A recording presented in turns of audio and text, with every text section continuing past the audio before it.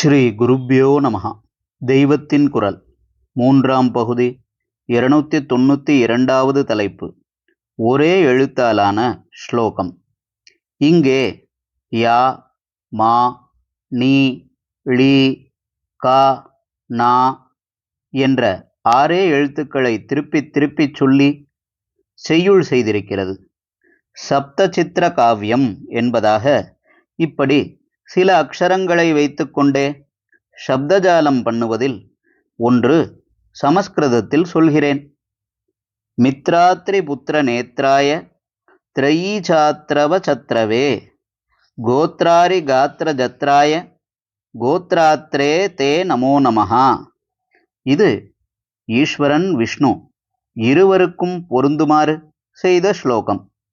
மித்ர அத்ரி புத்திர நேத்ர என்றால் மித்ரன் என்ற சூரியனையும் அத்ரி புத்திரனான சந்திரனையும் இரு கண்களாக கொண்டவன் சிவன் விஷ்ணு 2 பேரையுமே இவ்விதம் சூரிய சந்திரர்களை நேத்திரமாக கொண்டவர்கள் என்று சொல்வதுண்டு.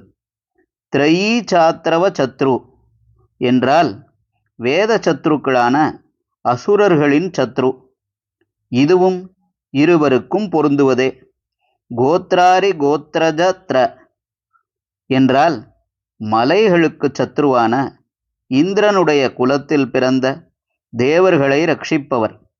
சிவன் விஷ்ணு இருவரும் இந்த டெஃபனிஷனுக்கும் ஆன்சர் பண்ணுகிறார்கள். கோத்ராத்ரே தே நமோ நமஹா என்றால் பசுவை பாலிக்கிற உனக்கு மறுபடி நமஸ்காரம் என்று அர்த்தம்.